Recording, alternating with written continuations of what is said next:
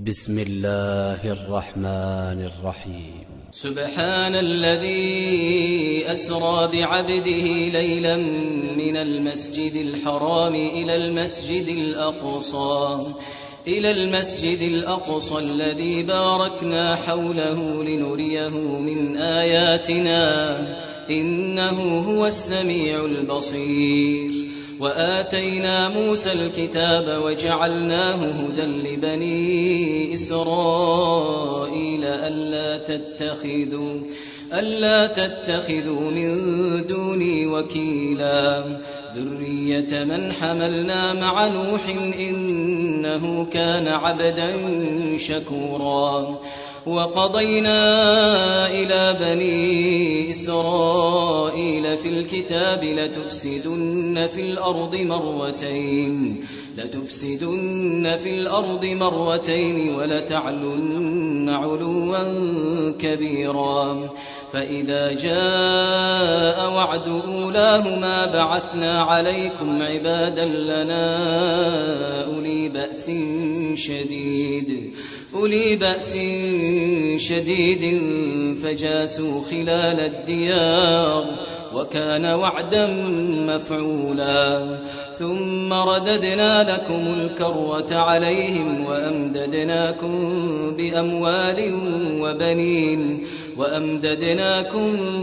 بأموال وبنين وجعلناكم أكثر نفيرا. إن أحسنتم لأنفسكم وإن أسأتم فلها. فإذا جاء وعد الآخرة ليسوءوا وجوهكم وليدخلوا المسجد كما دخلوه أول مرة وليتبروا ما علوا تتبيرا. عسى ربكم أن يرحمكم وإن عدتم عدنا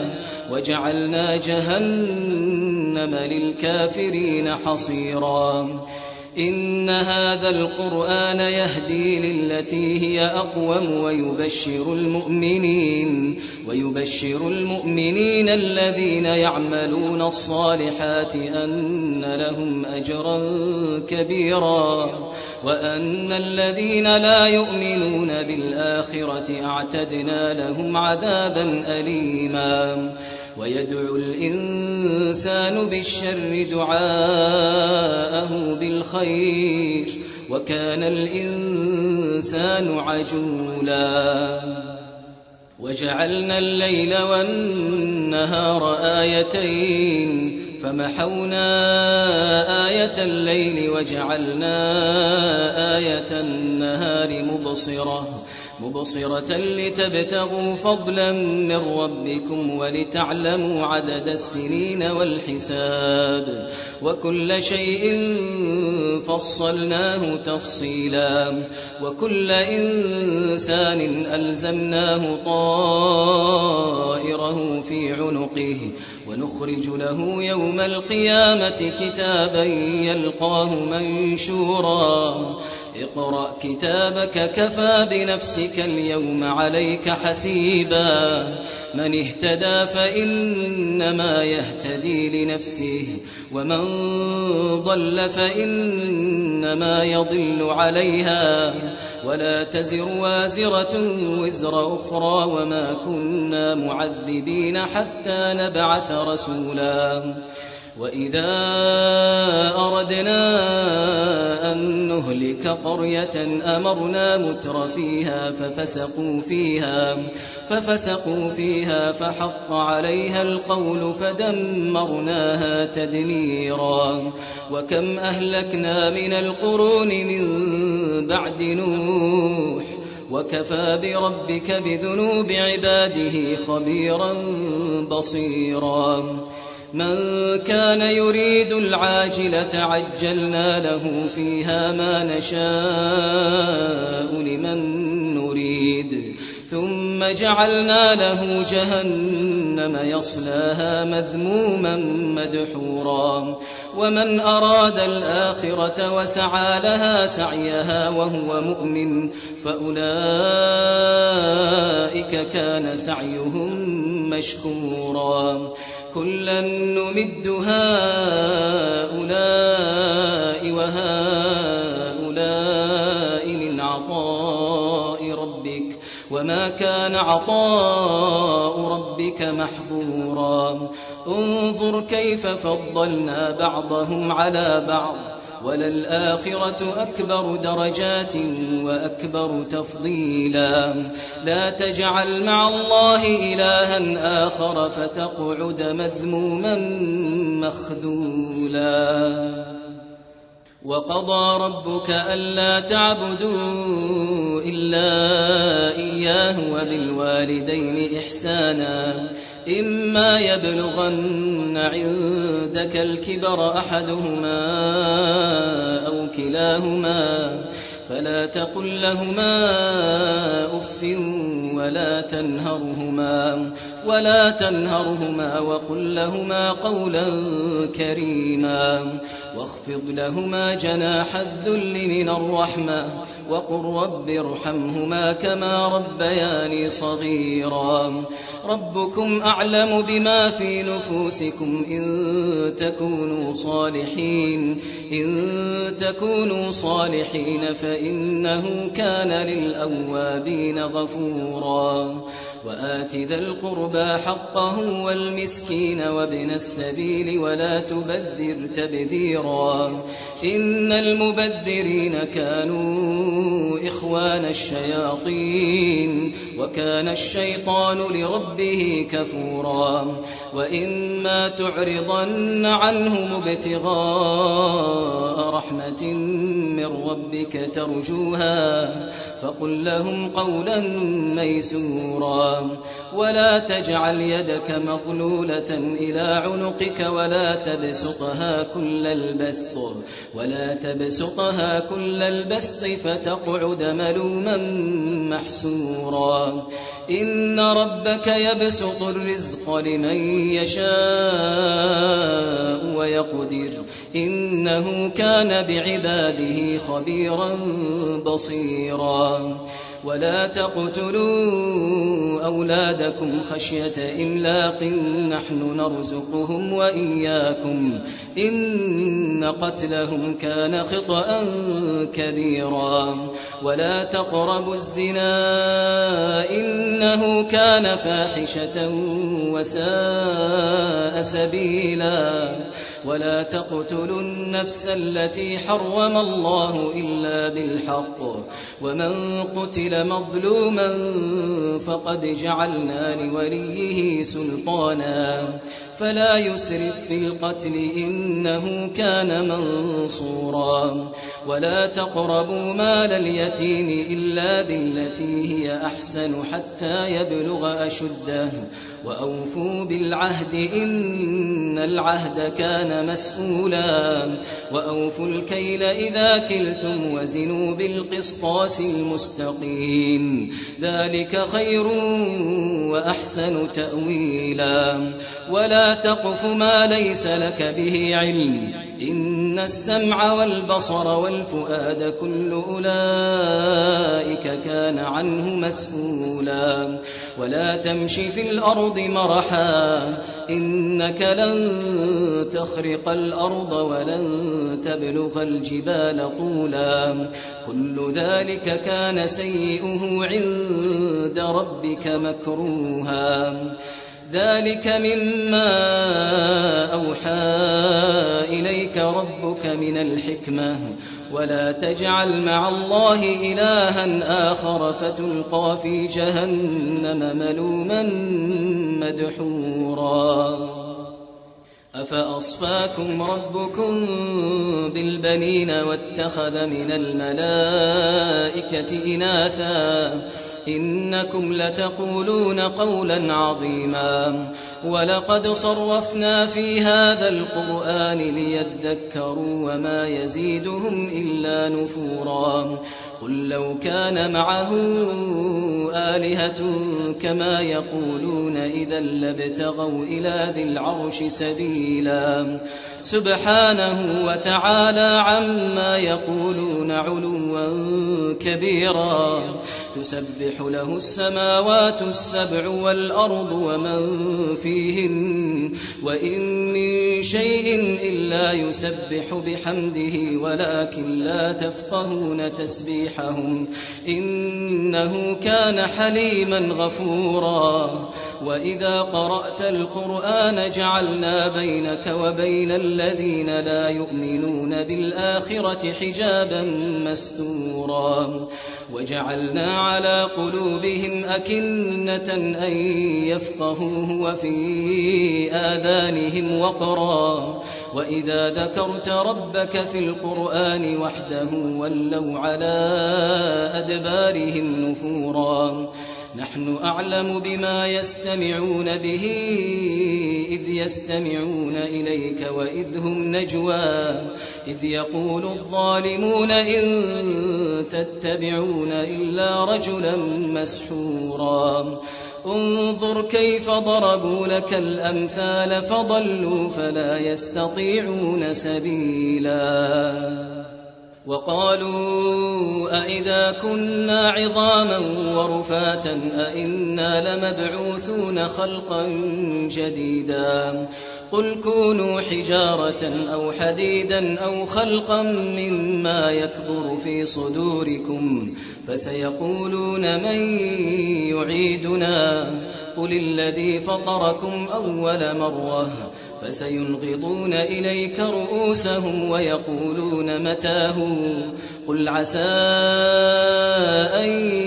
يكون قريبا يوم يدعوكم فتستجيبون بحمده وتظنون إن لبثتم إلا قليلا وقل لعبادي يقولوا التي هي أحسن إن الشيطان ينزغ بينهم إن الشيطان كان للإنسان عدوا مبينا ربكم أعلم بكم إن يشأ يرحمكم أو إن يشأ يعذبكم وما أرسلناك عليهم وكيلا وربك أعلم بمن في السماوات والأرض ولقد فضلنا بعض النبيين على بعض وآتينا داود زبورا قل ادعوا الذين زعمتم من دونه فلا يملكون كشف الضر عنكم ولا تحويلا أولئك الذين يدعون يبتغون إلى ربهم الوسيلة أيهم أقرب ويرجون رحمته ويخافون عذابه إن عذاب ربك كان محذورا وإن من قرية إلا نحن مهلكوها قبل يوم القيامة أو معذبوها عذابا شديدا كان ذلك في الكتاب مسطورا وما منعنا أن نرسل بالآيات إلا أن كذب بها الأولون وآتينا ثمود الناقة مبصرة فظلموا بها وما نرسل بالآيات إلا تخويفا وإذ قلنا لك إن ربك أحاط بالناس وما جعلنا الرؤيا التي أريناك إلا فتنة للناس والشجرة الملعونة في القرآن ونخوفهم فما يزيدهم إلا طغيانا كبيرا وإذ قلنا للملائكة اسجدوا لآدم فسجدوا إلا إبليس قال أأسجد لمن خلقت طينا قال أرأيتك هذا الذي كرمت علي لئن أخرتني إلى يوم القيامة لأحتنكن ذريته إلا قليلا قال اذهب فمن تبعك منهم فإن جهنم جزاؤكم جزاء موفورا واستفزز من استطعت منهم بصوتك وأجلب عليهم بخيلك ورجلك وشاركهم في الأموال والأولاد وعدهم وما يعدهم الشيطان إلا غرورا إن عبادي ليس لك عليهم سلطان وكفى بربك وكيلا ربكم الذي يزجي لكم الفلك في البحر لتبتغوا من فضله إنه كان بكم رحيما وإذا مسكم الضر في البحر ضل من تدعون إلا إياه فلما نجاكم إلى البر أعرفتم وكان الإنسان كفورا أفأمنتم أن يخسف بكم جانب البر أو يرسل عليكم حاصبا ثم لا تجدوا لكم وكيلا أم أمنتم أن يعيدكم فيه تارة أخرى فيرسل عليكم قاصفا من الريح فيغرقكم بما كفرتم ثم لا تجدوا لكم علينا به تبيعا ولقد كرمنا بني آدم وحملناهم في البر والبحر ورزقناهم من الطيبات وفضلناهم على كثير ممن خلقنا تفضيلا يوم ندعو كل أناس بإمامهم فمن أوتي كتابه بيمينه فأولئك يقرؤون كتابهم ولا يظلمون فتيلا ومن كان في هذه أعمى فهو في الآخرة أعمى وأضل سبيلا وإن كادوا ليفتنونك عن الذي أوحينا إليك لتفتري علينا غيره وإذا لاتخذوك خليلا ولولا أن ثبتناك لقد كدت تركن إليهم شيئا قليلا إذا لأذقناك ضعف الحياة وضعف الممات ثم لا تجد لك علينا نصيرا وإن كادوا ليستفزونك من الأرض ليخرجوك منها وإذا لا يلبثون خلافك إلا قليلا سنة من قد أرسلنا قبلك من رسلنا ولا تجد لسنتنا تحويلا أقم الصلاة لدلوك الشمس إلى غسق الليل وقرآن الفجر إن قرآن الفجر كان مشهودا ومن الليل فتهجد به نافلة لك عسى أن يبعثك ربك مقاما محمودا وقل رب أدخلني مدخل صدق وأخرجني مخرج صدق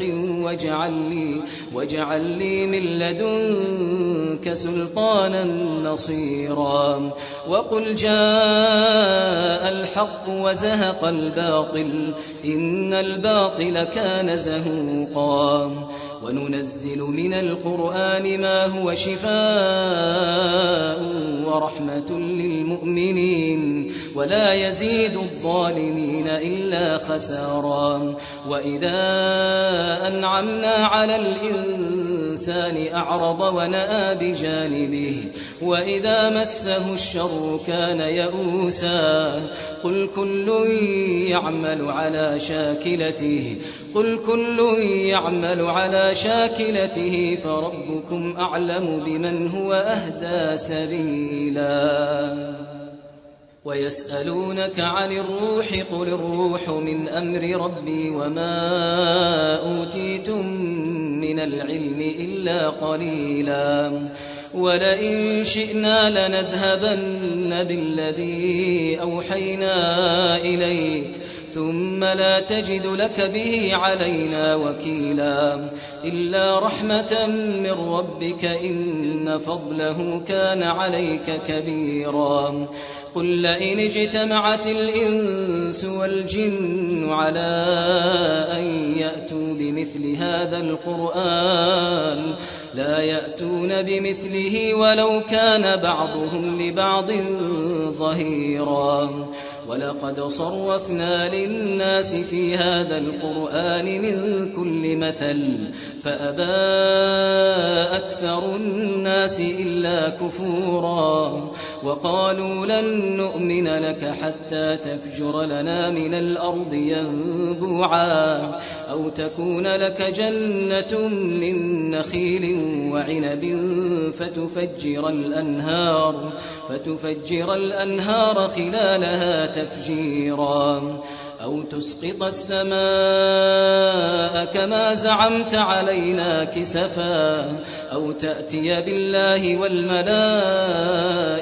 قبيلا أو يكون لك بيت من زخرف أو ترقى في السماء ولن نؤمن لرقيك حتى تنزل علينا كتابا نقرأه قل سبحان ربي هل كنت إلا بشرا رسولا وما منع الناس أن يؤمنوا إذ جاءهم الهدى إلا أن قالوا أبعث الله بشرا رسولا قل لو كان في الأرض ملائكة يمشون مطمئنين لنزلنا عليهم من السماء ملكا رسولا قل كفى بالله شهيدا بيني وبينكم إنه كان بعباده خبيرا بصيرا ومن يهد الله فهو المهتد ومن يضلل فلن تجد لهم أولياء من دونه ونحشرهم يوم القيامة على وجوههم عميا وبكما وصما مأواهم جهنم كلما خبت زدناهم سعيرا ذلك جزاؤهم بأنهم كفروا بآياتنا وقالوا أئذا كنا عظاما ورفاتا أئنا لمبعوثون خلقا جديدا أولم يروا أن الله الذي خلق السماوات والأرض قادر على أن يخلق مثلهم وجعل لهم أجلا لا ريب فيه فأبى الظالمون إلا كفورا قل لو أنتم تملكون خزائن رحمة ربي إذا لأمسكتم خشية الإنفاق وكان الإنسان قتورا ولقد آتينا موسى 9 آيات بينات فاسأل بني إسرائيل إذ جاءهم فقال له فرعون إني لأظنك يا موسى مسحورا قال لقد علمت ما أنزل هؤلاء إلا رب السماوات والأرض بصائر وإني لأظنك يا فرعون مثبورا فأراد أن يستفزهم من الأرض فأغرقناه ومن معه جميعا وقلنا من بعده لبني إسرائيل اسكنوا الأرض فإذا جاء وعد الآخرة جئنا بكم لفيفا وبالحق أنزلناه وبالحق نزل وما أرسلناك إلا مبشرا ونذيرا وقرآنا فرقناه لتقرأه على الناس على مكث ونزلناه تنزيلا قل آمنوا به أو لا تؤمنوا إن الذين أوتوا العلم من قبله إذا يتلى عليهم يخرون للأذقان سجدا ويقولون سبحان ربنا إن كان وعد ربنا لمفعولا ويخرون للأذقان يبكون ويزيدهم خشوعا قل ادعوا الله أو ادعوا الرحمن أيما تدعوا فله الأسماء الحسنى ولا تجهر بصلاتك ولا تخافت بها وابتغ بين ذلك سبيلا وقل الحمد لله الذي لم يتخذ ولدا ولم يكن له شريك في الملك ولم يكن له ولي من الذل وكبره تكبيرا